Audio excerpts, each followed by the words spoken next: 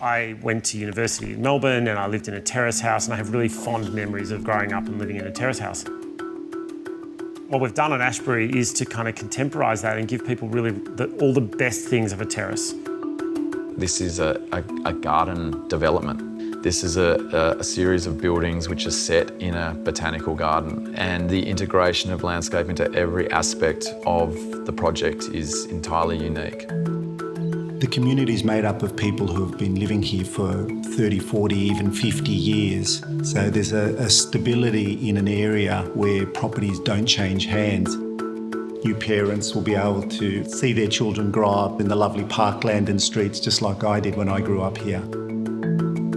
We've got these lovely living spaces which are connected to the outdoors. We've drawn our inspiration from the compositions that you get in gardens and the colours and textures and patterns.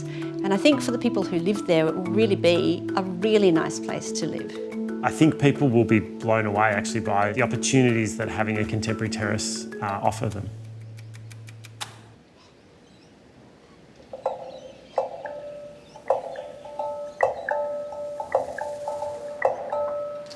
My home was an experiment. It was about trying things that clients wouldn't let us do on normal projects.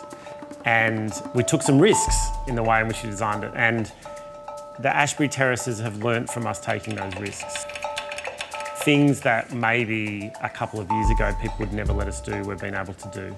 Like punching a void through the centre of the terrace house to get light and ventilation into the centre.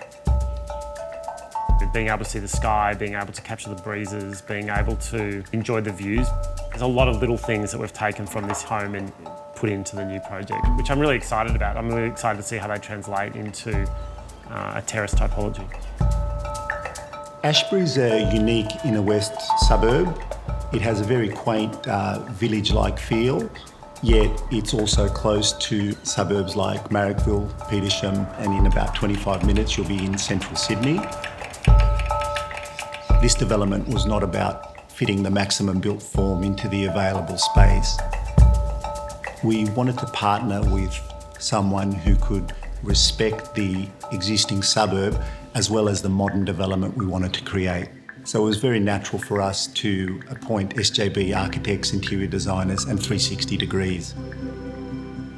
We have a very strong philosophy about the power of plants from a well-being point of view, but also from a social sustainability point of view.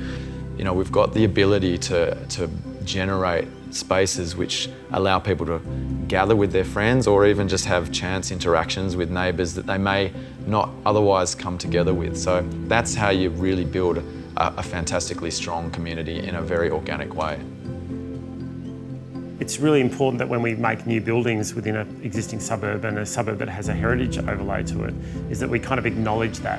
Just even the history of why the Oval is where the Oval is, that it was good clay that was able to be dug up and able to be turned into bricks, which then built Ashbury.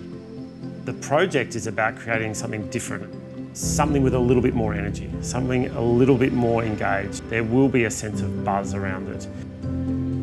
It feels really intimate, it feels really personal, it feels really human scaled. And I think by getting that sense of grain and texture, people will feel really connected to it and they'll feel like it's theirs, that there'll be a sense of ownership over it. And as an architect, that's what you want, because if people feel like they own it, they'll take care of it. And yeah, that's the thing that I'm most excited about.